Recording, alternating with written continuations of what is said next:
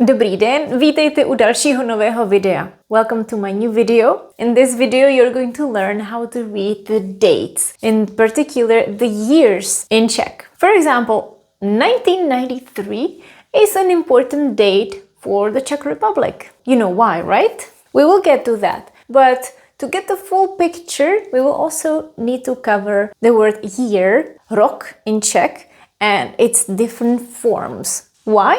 Because when you say year in Czech, you usually have to use the correct form of the word rok together with it. And don't worry, we'll also practice lots of numbers. Jdeme na to.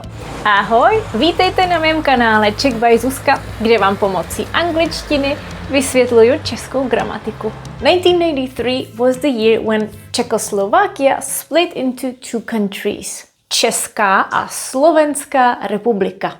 Česko a Slovensko. So how do we say 1993 in Czech? 1993. 1993. We're basically saying 1900s 93. 1900s 1900. We're using the form set because this is the form that we use for the hundred when it's 5 and more. In one of my oldest videos, I teach numbers, and you also get to learn how to use the word hundred in different forms. I'm just gonna go briefly over that. 100, 100, 200, 300, 400, 500, 500, 600, 700, 800, 900, 1000. And then if you wanted to say 1100, you would say 1100, 1200. And this is how we get to 1900. And let me also tell you one more thing. You would probably not hear Czechs say 1900, pronouncing this so correctly. Because you can see it's a little bit of a challenge to pronounce 1900. So what happens is we speak quickly and then we say something like 1900. And that is also okay. So watch what happens. 1900. You don't have to force yourself to say 1900. You can just say 1900. Just pronounce set. 1900. 1993. In this video, I'll be using both forms. I will use the very proper form, 1900, and then I will also give you the easier equivalent because you will find both of them. You would hear the proper one on the radio or if you're watching a documentary in Czech. But in real life, almost no one makes that effort of 1993. If you want to say it in context, Česká republika vznikla v roce 1993. You would add v roce. The Czech Republic was founded in the year 1993. V roce 1993. In this case, you cannot leave out the word roce. You cannot say Česká republika vznikla v 1993. For grammatical accuracy, we add v roce in the year 1993. We can leave it out if you say the full date with a month and a day. So for example, the 1st of January, which was the exact date when the Czech Republic was founded, Česká republika vznikla 1. ledna 1993 nebo 1. ledna roku 1993 of the year 1993. That would be the genitive case. So remember, v roce in the year of blah blah blah. And the good thing is you don't worry about cases for the number, it's just the nominative all the time. Remember v roce, remember set to express the hundreds. Let me give you another example of the 1900s. 1918. 1918. První světová válka skončila v roce 1918. The First World War ended in 1918. První světová válka skončila v roce 1918. Ještě jednou. 1918.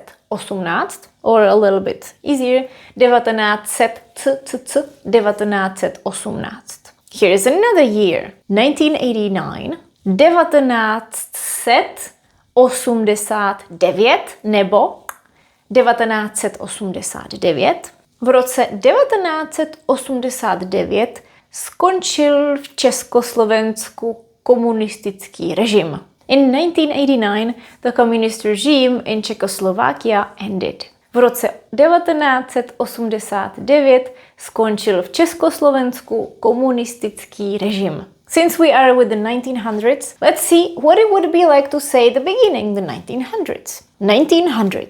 1900 nebo 1900. 1900.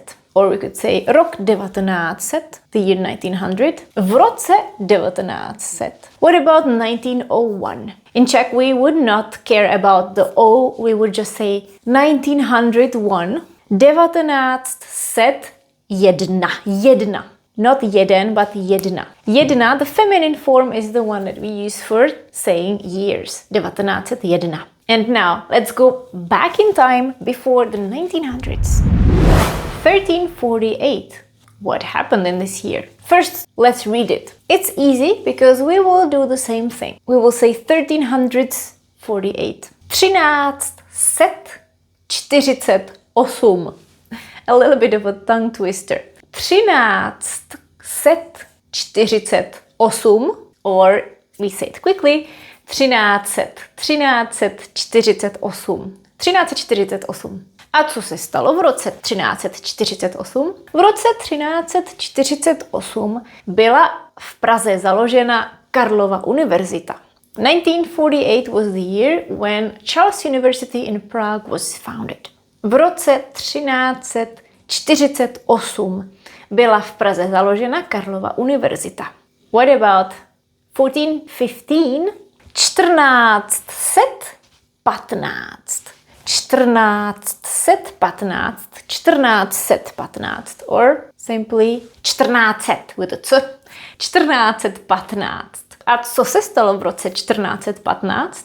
V roce 1415 byl upálen Jan Hus. A tragedy for the Czech country. Jan Hus, or John Hus, was burned at the stake in 1415. If you don't know about Jan Hus, it's a very interesting story. He was a very important church reformer. Things didn't go well for him because he was attacking the church, so they got rid of him, unfortunately. 1415. As you may know, in the Czech Republic there is a national holiday in July because of this event. 6. července 1415. July 6th, 1415. Now, 1 year from the year 2000, what happened when we go past the set, the hundreds? 1000 means 1,000, but here we say 2000, so it's in a different form. 1000, 2000. For example, 2004. 2004. 2004. V roce 2004 vstoupila Česká republika do Evropské unie. Czech Republic joined the EU in 2004. V roce 2004 vstoupila Česká republika do Evropské unie. That was a little bit of history, and we will continue in this fashion. You will get to know a little bit more about the important dates for the Czech history. But now, I promised you that we are also going to see different forms of the word rok. So far, we have seen the locative, v roce. V roce means in the year, blah, blah, blah. So we have rok, the year. We also said roku, of the year, that would be the genitive. And also, if you want to say from the year something, something, till the year something, it would be the genitive case as well. Od roku do roku. Například, první světová válka probíhala od roku 1914 do roku 1918. The First World War lasted from 1914 to 1918. První světová válka probíhala od roku 1914 do roku 1918. We can also say it in a different way. If we have a range of years, we can also say v letech, blah, blah, blah, až, blah, blah, blah. V letech would be the locative plural. And as you might know, rok also has a different alternative that we like to use for the plural. We use this specific form that means summer, léto. So we would say how many summers? Let, 5 let, for example. V letech means in the years. První světová válka probíhala v letech 1914 až 1918. The First World War took place between the years 1914 and 1918. První světová válka probíhala v letech 1914 až 1918. Another common form would be před rokem, before the year. Před rokem is the instrumental case. Před rokem. Před rokem 1914 například. By the way, the word rok is the most common Czech noun. And it is the first word that you will see in my ebook, The 100 Most Frequent Czech Nouns. Here you can see the different forms and some examples. If you don't have this ebook yet, please check it out because there is a discount for it, 25% until next Tuesday. You don't need to use any discount code. The discount is already applied. Last week, my channel reached 10,000 subscribers, so I wanted to say thank you. Moc vám děkuju. Bez vás by to nebylo možné. It wouldn't be possible without you. And now, let's do an exercise. I hope you will enjoy this activity. You will match the year to the event. And afterwards, we will also practice how to say it in the sentence using the form v roce. Pause the video, match the year to the event, and let's check it right now. Let's go back in time all the way to 935. And we match it with this sentence. Byl zavražděn kníže Václav. He was murdered by his brother Boleslav. There's a national holiday because of this event, 28th of September, 28. září. Now you know the full date, 28. září 935. And if we say it in the full sentence, we would say v roce 935 byl zavražděn kníže Václav.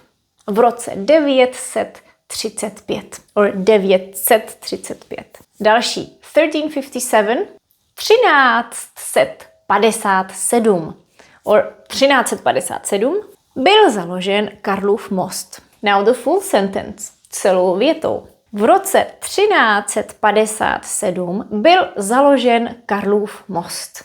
So that was the beginning and then it was finally finished in 1402. 1402, remember you don't say O, byla dokončena stavba Karlova mostu. Now, the full sentence, řekneme to celou větou. V roce 1402 byla dokončena stavba Karlova mostu. Další, 1774 byla zavedena povinná školní docházka. Meaning in the Czech countries, also a big deal. Celou větou. V roce 1774 byla zavedena povinná školní docházka. Další, 1918. We've heard this one quite a bit today. Vzniklo Československo. A celou větou. V roce 1918 vzniklo Československo. And let's see the future, what the future brings. 2029 bude v provozu linka metra D. Možná. A celou větou. V roce 2029 bude v provozu linka metra D. The blue line. You might also be wondering if people say 2029, if there is some kind of equivalent to make it short instead of saying 2029. I personally like to say 2029, but I've heard some people say 2029, 2014. I don't really like it because it sounds like digits, doesn't sound like year to me. It's up to you, whatever you feel more comfortable saying. I hope you learned a lot, not only about numbers and years, but also about Czech history. If you learn a fun fact, something about any historical event, you can write it in the comments. You can say in Czech, Dozvěděl jsem se, že v roce bla bla bla. I learned that in the year such and such, this and this happened. It can be from this video or it can be anything that you recently read. And by the way, do you know when my channel was established? Kdy byl založen kanál Czech by Zuzka? Oficiálně v roce 2021, před 4 lety, in 2021. To je ode mě všechno. Don't forget to check the ebook Focused on Nouns if you're interested. The discount is until next Tuesday. Mějte se, ahoj!